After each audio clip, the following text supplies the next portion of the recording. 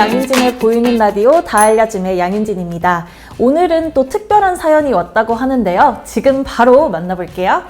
안녕하세요. 전라북도 익산에 살고 있는 50대 남자입니다. 저는 얼마 전에 퇴근을 하고 헬스장에 들러서 운동을 하다가 갑자기 의식을 잃고 쓰러졌어요. 저는 그때 기억이 잘 안 나는데 충남 소방본부의 어떤 소방관님께서 보시고 바로 심폐소생술을 해주신 덕분에 의식을 되찾을 수 있었습니다. 그분이 누구신진 모르겠지만 정말 감사했다고, 덕분에 무사히 살아날 수 있었다는 감사 인사하고 싶은데 저 대신 전달해 주실 수 있을까요? 라고 보내주셨네요. 네, 사연 잘 들었습니다. 저도 이 뉴스 보고 굉장히 깜짝 놀랐었거든요. 최근 한 헬스장에서 50대 남성이 갑자기 심정지로 쓰러지는 일이 있었습니다. 마침 같은 장소에서 운동하고 있던 소방관이 있어 급히 심폐소생술을 진행한 끝에 쓰러진 남성은 되살아날 수 있었습니다. 다 알려줌의 오늘의 게스트, 여러분의 상상이 맞습니다. 정말 어렵게 모셨습니다. 사연의 환자의 생명을 구해주셨던 충남소방본부 보령소방서 소속 최진수 소방관님과 KBS 119 본상에 빛나는 박정승 소방관님 모셨습니다. 어서 오세요. 이 급박한 상황 속에서 이 환자의 생명을 살렸었는데 그때 당시의 상황이 너무 궁금해요. 어땠어요? 지난 3월 11일이었고요. 그날 비번이었습니다. 네. 네, 그날 체력 단련을 위해서 헬스장에서 운동을 하는 도중에 네. 사람들의 웅성거리는 소리랑 비명 소리가 들려서 네. 소리가 난 곳에는 50대 남성분이 의식과 호흡 없이 쓰러져 있었어요. 119 신고 및 그 자동 심장 충격기 네네. 요청을 하고 즉시 심폐소생술을 시행했습니다. 근데 아무리 소방관이고 하시지만 그 공식적인 출동이 아니라 갑자기 벌어진 상황이었잖아요. 그러니까 긴장이 되셨을 것 같은데. 이번 날에 이런 그 현장에서 발생했던 그 심정지 환자를 겪는 경우는 처음이다 보니까 네네. 처음에 너무 많이 긴장이 되고 네. 이 장비도 없이 제가 이제 맨몸으로 해야 되는 거잖아요. 네네네. 최대한 차분하게 구급교육 배운 내용을 음. 좀 상기를 하려고 많이 노력했습니다. 대단하시네요. 정말 다행이에요. 그러면 그 일반 그냥 기절과 심폐소생술이 필요한 정말 응급 상황, 그런 게 있을 거 아니에요. 기절한 환자와 심정지 환자를 적절하게 구분하기란 어렵습니다. 네네. 반응 상태를 확인하고 나서 환자가 반응이 없으면 심정지 환자로 의심을 해서 응급처치를 하는 게 적합하다고 볼 수 있습니다. 그러면 웬만하면 일단 심폐소생술부터 하는 게 좋겠네요. 네, 맞습니다.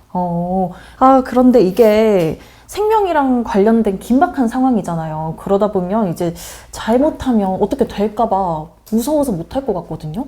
저 또한 처음 현장에서 네. 그 심정지 환자를 마주했을 때는 너무 두려웠습니다. 그런데 그쵸. 이게 심폐소생술 교육을 받고 나서 네.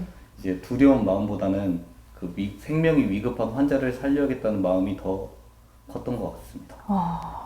그럼 이 뜻은 일반인 분들도 의료진이 아니더라도 할 수 있다, 이 말씀이시죠? 근데 이렇게 일반 사람들이 갑작스러운 응급 상황을 마주하게 되면 좀 당황하고 아무것도 못 하실 것 같아요. 오늘은 그래서 심폐소생술에 대해서 제대로 한번 배워보려고 하는데, 심폐소생술, 이게 정확하게 뭐예요? 심폐소생술은 말 그대로 의식을 잃고 쓰러져서 심장이 정지된 사람을 우리 맨손으로 네. 구조하는 응급처치 방법입니다. 맨손으로? 네. 그래서 인공호흡과 자동 심장 충격기까지 네. 함께 할 수 있다면 환자의 소생률은 매우 높아질 수 있습니다. 혹시 아나운서님께서는 심폐소생술 하는 방법에 대해서 알고 계신가요? 잘은 모르는데요. 그래도 초등학교 때부터 뭐 이론적으로나 아니면 뭐 교육 영상을 보면서 그렇게는 배운 적이 있지, 뭐 제대로 지금 해보라고 하면 잘 못할 것 같아요. 그렇다면 오늘 제가 제대로 한번 가르쳐 드리겠습니다. 네네, 좋아요. 쓰러진 환자를 목격했을 때 첫 번째로는 반응 확인을 하게 됩니다. 양쪽 어깨를 가볍게 두드리면서 여보세요? 여보세요? 괜찮으세요? 이렇게 반응이 없는 환자를 발견했을 때는 주변인들에게 도움을 요청해야 됩니다. 특정인을 지목해서 신고를 하게 되고요. 자동 심장 충격기를 요청하게 됩니다. 저기 주황색 옷 입으신 분 119에 신고해 주시고, 안경 쓰신 분 자동 심장 충격기 가져다 주세요. 세 번째로는 호흡 유분을 확인하게 됩니다. 환자의 의복을 가급적 제거하시고요. 네. 환자의 입이 숨을 쉬는지, 환자의 가슴이 오르락내리락 하는지 번갈아 가면서 10초간 확인을 합니다. 10초간 양 옆을 보면 되는 거죠? 네, 맞습니다. 호흡이 없다고 확인이 되었을 때는 가슴 압박을 시행해야 되는데요. 가슴 압박 자세에 대해서 한번 배워보겠습니다. 네. 먼저 손을 쭉 펴시고요. 네, 다른 한 손을 깍지를 껴겠습니다. 깍지요. 네. 그리고 일명 손꿈치라고 지칭하는 이 손끝 부분을 환자의 가슴뼈 중앙에 갖다 대게 됩니다. 여기 손의 가장 아랫부분이 손꿈치라고 한대요. 여기 아랫부분으로 눌러주시면 됩니다. 그리고 무릎을 펴시고 팔꿈치를 곧게 펴신 뒤에 압박을 하게 됩니다. 네. 그럼 이거 정확한 압박 위치가 어떻게 되나요?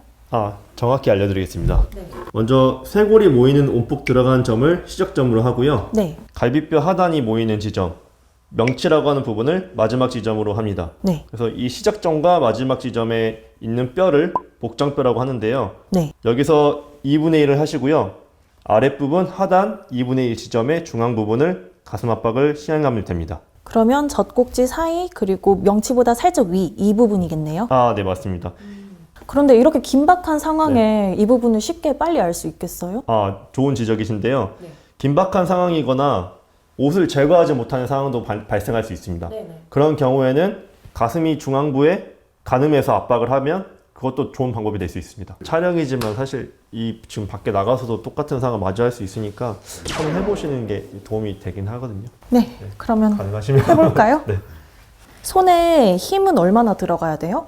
일단은 5에서 6cm를 압박하라고 공부하고 있는데요. 네. 사실상 일반인들에게 정확한 깊이를 압박하기에는 무리가 있습니다. 네. 그래서 본인이 힘이 닿는 데까지 압박하신다고 생각하시고 압박하시면 됩니다. 그러면 체중을 실어서 어깨 힘으로 네, 하면 맞습니다. 되는 거죠. 네. 한번 해볼게요. 둘, 셋, 넷, 다섯, 여섯, 일곱, 여덟, 아홉, 열, 하나, 둘, 셋, 넷, 다섯, 여섯, 일곱, 여덟, 아홉, 열, 하나, 둘, 셋, 넷, 다섯, 여섯, 일곱, 여덟, 아홉, 서른. 한번 해보시니까 어떠시나요? 많이 힘드시죠? 네, 땀이 나네요. 네. 현장에서 이제 이런 환자들을 마주했을 때도 이런 상황들이 충분히 발생할 수 있습니다. 네. 하지만 환자의 생명을 위해서도 가능한 한 심폐소생술을 지속해 주시는 게 좋고요. 119 구급대가 올 때까지 계속해서 해주시는 게 환자의 생명에 도움이 될 수 있습니다. 실제로 해보니까 너무 힘드네요. 많이 힘들어 보이시네요. 그래도 이게 살리는 게 중요하니까 네. 끝까지 계속 해야죠. 119가 오기까지는 어쨌든 시간이 좀 걸릴 거 아니에요. 네. 5분에서 10분이 될 수도 있는데 네. 힘이 많이 들던데 그래도 이거 계속해서 해야 되는 거죠? 잠깐 휴식을 취하셨다가 다시 재개하시는 게 도움이 될 것 같습니다. 휴식을 했다 해도 그래도 괜찮은 거죠? 네, 맞습니다. 이렇게 오늘 소방관님께 제대로 배워보니까 네. 절대 까먹지 않을 것 같아요.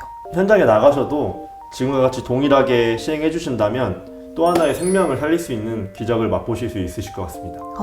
제가 영웅이 될 수 있는 건가요? 네, 맞습니다. 너무 힘들어요.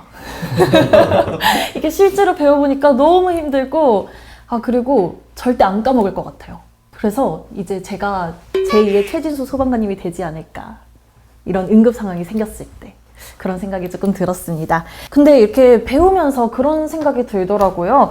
이렇게 강하게 압박을 하면 갈비뼈가 부러지거나 혹은 사망을 하게 되는 경우가 생길 것 같아요. 이런 때는 제가 책임을 지나요? 물론 그 언론 보도를 통해서 그런 기사들을 접해보신 적이 있으실 겁니다. 네. 갈비뼈가 부러져서 성형 비용을 요구한다거나 휴가 나온 군인이 젊은 여성분을 심폐소생술을 해서 소생시켰는데 성추행으로 고소당한다거나 네. 이런 상황들이 없지는 않은데요. 네네. 우리 응급으로 관한 법률에 보면 선한 사마리아인법이라는 법률이 있습니다. 응급의료에 관한 법률에 있는 법률인데요. 네. 정당한 응급처치를 하면서 환자가 받게 되는 피해가 있을 때 응급처치를 한 당사자를 보호해주는 법률입니다. 이런 법안이 마련되어 있어서 정말 다행이네요. 왜냐면 이게 용기를 갖고 했는데도 불구하고 본인이 보호받지 못하면 많은 사람들이 이 응급처치를 안 할 수도 있잖아요. 네, 맞습니다. 다행입니다. 그러면 우리 최진수 소방관님, 위급 상황이 발생했을 때 그걸 119에 신고는 어떻게 해야 돼요? 네, 제가 조금 도와드려도 될까요? 네네. 충남소방본부에는 네. 동영상 전송 시스템이 구축되어 있습니다. 네네. 그래서 영상통화로 신고자가 통화를 했을 때 네. 응급환자의 영상 화면을 보면서 동영상을 전송하는 시스템이 되어 있는데요. 네. 심폐소생술을 할 수 없는 사람들도 네네. 그 영상을 보면서 손쉽게 심폐소생술을 따라할 수 있고요. 네. 기타 다른 응급처치도 같이 병행해서 할 수 있습니다. 이건 보령소방서에만 마련되어 있는 건가요? 아닙니다. 제가 알기로는 타시도에도 있는데요. 네. 네, 충남소방본부는 그 시스템이 잘 구축되어 있습니다. 역시 충남 최고네요. 네, 그럼 오늘 이제 두 분께서 마지막으로 하시고 싶은 말씀 있으실까요?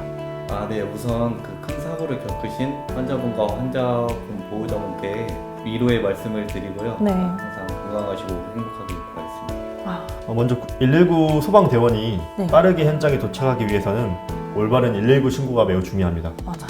또한 비응급 환자의 신고 자제는 응급 환자의 골든타임 확보에 도움이 되기 때문에 네, 이 부분을 유념해 주시길 바라겠습니다. 그런데 이 두 분도 정말 이렇게 열심히 하시지만 대한민국의 모든 소방관님들께서 다 이런 마음이실 거잖아요. 네. 그래서 굉장히 감사하고 존경심이 많이 듭니다. 정말 감사합니다. 감사합니다.